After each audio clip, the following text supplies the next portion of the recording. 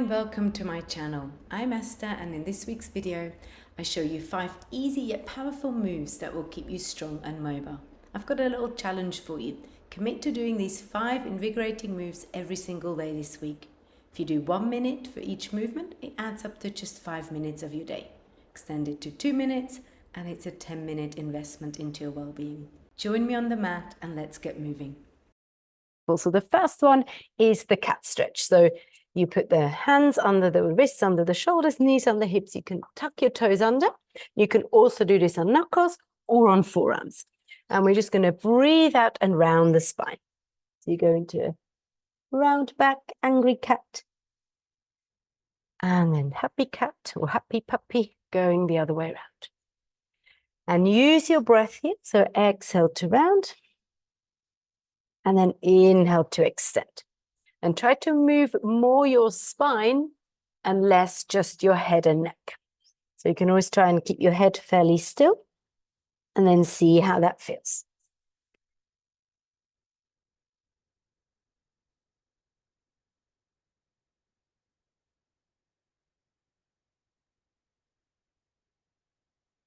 And then from here, we can go into what I call the disco cat. So you basically just circle around whichever way that feels good to move into different areas of your spine.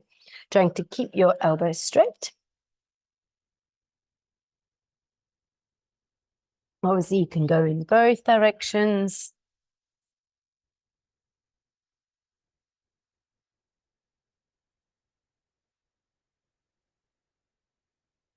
Good. So switch direction if you haven't already. Last few moves here.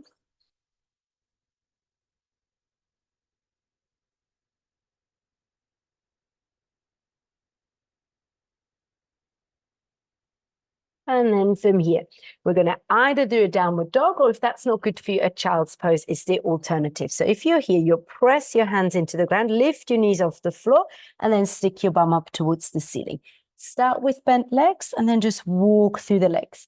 If this is not good for you, then sit back and enjoy a child's pose. And again, we're just going to do each move for roughly a minute. So in your downward dog, you can play around with your arms and your legs. So you can have shoulder width arms, or you can take them slightly wider. So mat width, and see how that feels. Same with your legs. They can be hip width, or you can step them wide, mat width, and see how that feels. And give your head a good shake.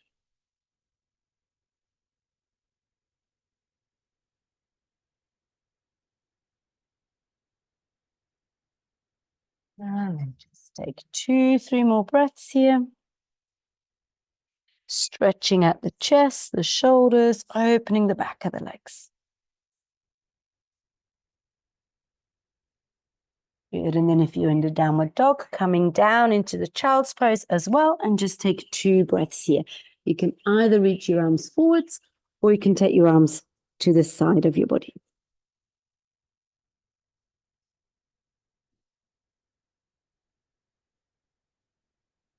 And then from here, we're going to bring ourselves back onto our hands. So again, it can be hands, or it can be knuckles, or even forearms. And we're just going to reach the right leg back and the left arm forwards. So I stretch them along the floor, and then I lift up as high as I can. I think of reaching long and lifting up. You want to feel a little bit your back body work. And then slowly draw it back in and switch sides. So as you're switching sides, you try not to shift the weight a lot over to the other side. Lift and reach. Think of long body, long arm, long leg. And then slowly draw it back in, making sure you place your knee back under your hip and your hand back under the shoulder. Then we go again. We switch. Reach, lift. Where do you feel it work? Can you feel the abdominals lift? Up or in, back muscles, a little bit in the leg, a little bit in the shoulder. And then bring it back. Another side. Lift and reach and lift.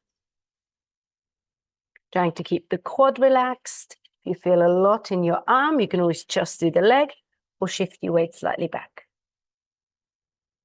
And then back. Let's do just one more on each side. Reach and lift.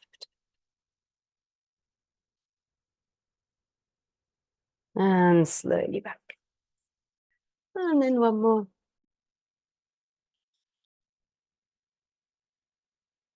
And then from here, we go into a threading the needle. So you're going to lift your left arm up, reach long, and then exhale, dive through. So you can do this in a box position where I am now, or more of a child's pose. And then there's less weight on this arm and you reach through this way. And then you come up again. You breathe in, you lift. And then you exhale and you dive through. And again, breathe in, lift up.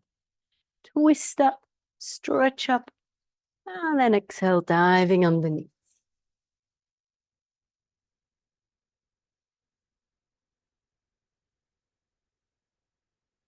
And again, lift up and through. This time we stay for a few breaths. You can either reach your right arm forwards towards the end of the mat or up towards the ceiling. Just hold it here for 2-3 more breaths. What I like to do here, I just like to move my tail, my bum a little bit left and right to see if I can get a deeper stretch, a deeper twist.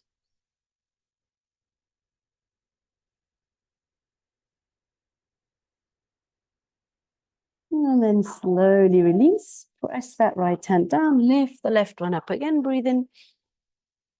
And then we switch sides. So now right hand, up it goes, and then under and through.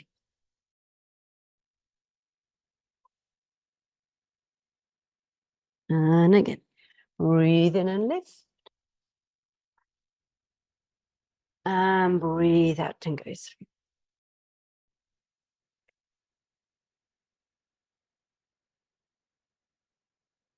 Two more here. Breathe in and lift.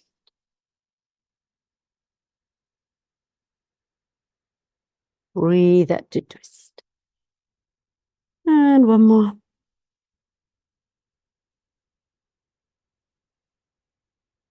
And then once you've reached through, again, you stay here. You can be here, or you can reach this left arm forwards. Or you can also reach it up to the ceiling. Again, I like to just move my bum, my hips a little bit left and right. Usually if you push it more away, so here will be to the right, you get a bit more twist, a bit more stretch. And we stay for a few breaths.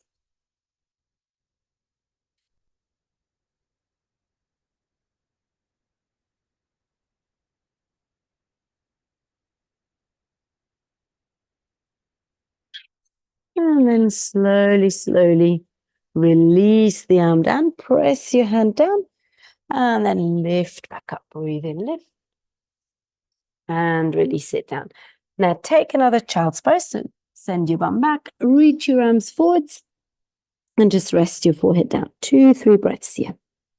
Imagine you're breathing into your back, especially the lower back, and fill it up with your breath.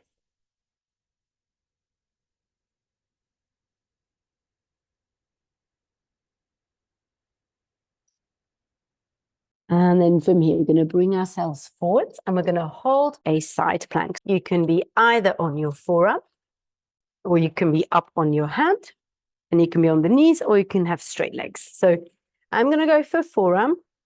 I'm going to lift up like this on the knees.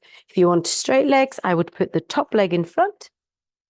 And the same if you're here on the straight arm. So we turn around. We're going to do about 10 lifts. So this hand can be behind the head, or it can help you here if you feel you're doing everything from the shoulder and you don't feel anything in the waist. So let's try. Up for 10, slowly hold it, and then lower it down. 2. Think of relaxing this hand. Sometimes it feels better to have it slightly out for the shoulder.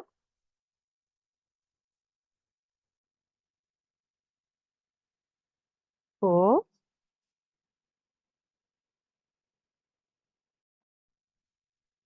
Good, we're halfway here.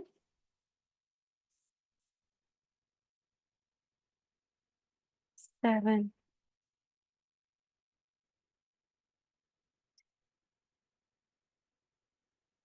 9. And then one more. Going to lift it up, and now we're going to try and do 10 tiny little ones. So just go a little bit down and then a little bit more up, like you get poked in the side for 10.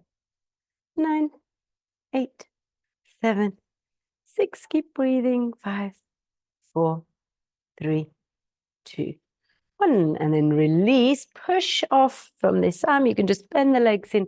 Take the arm you've had your weight on, and just take a nice side stretch here. Here or here, wherever it feels good on that shoulder. And then bring it back, and we swing our legs around to repeat on the other side. So again, you can do it on a forearm, you can do it on a straight arm. You're going to press this arm down.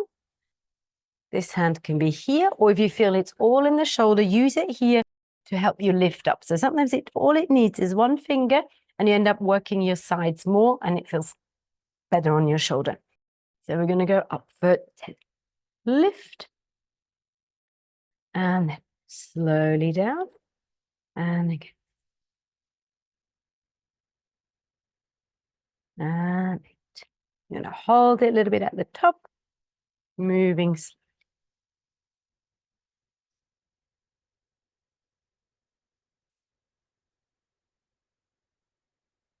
And 5. We're halfway. Imagine you get poked in that side.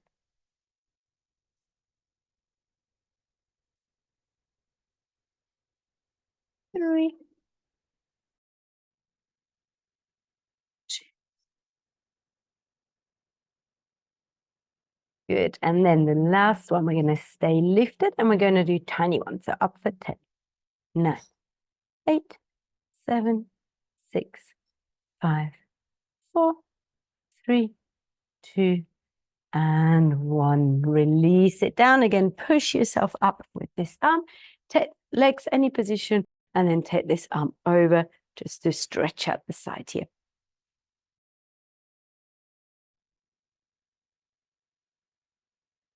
Good. And then slowly bring yourself back. And then last move, we're going to come onto our back. You can always squeeze something between the knees if that feels better for you. You roll yourself onto the back, or you use your arms, and then start with the legs quite tucked in, so quite close to the body. And if you can, your arms out in a 90-degree angle. If that's not good for your shoulder or neck, then straighten out the arms or have them a bit lower. And you start with the legs really tucked in, and you just go to the right and to the left. So side to side, really tucked in. So it's not much on the abdominals. When the legs are tucked in, it's more just to ease into this spine twist. And then you can, once this feels good, you can bring the knees over the hips, and the feet are still sort of floppy down. So again, we're easing into it slowly. Let's say you twist to the left, only go as far as you can keep this right arm glued onto the floor. So you don't want to lift it up like this. And then once it feels all good, you go to tabletop. So that's knees above hips, and then the legs on a 90-degree angle. You go across, hold it for a moment, and then draw the legs back. Think of drawing them back from your center. So try to use the weight of the legs, the momentum of the legs as little as possible.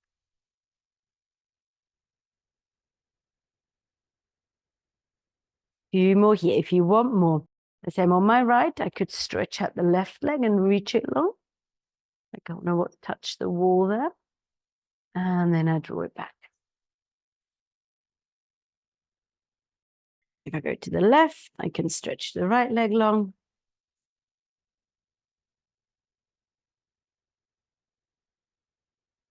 And then let's do one more of these each side.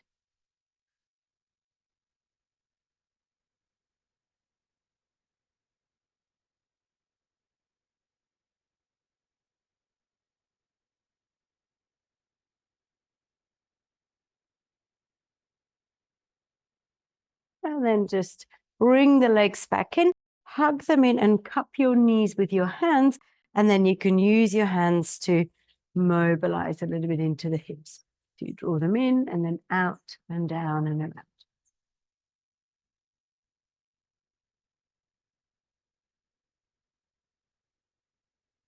And reverse it. Go the other way around.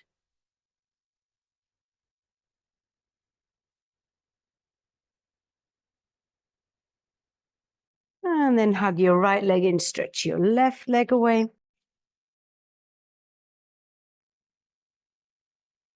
Then hug your left leg in, stretch your right leg away.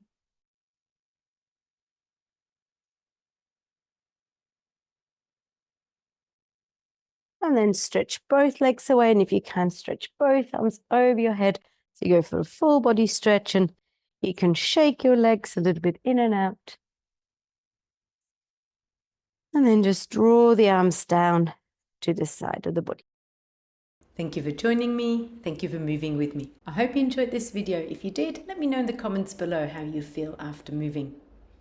Bye for now, and I'll see you next week.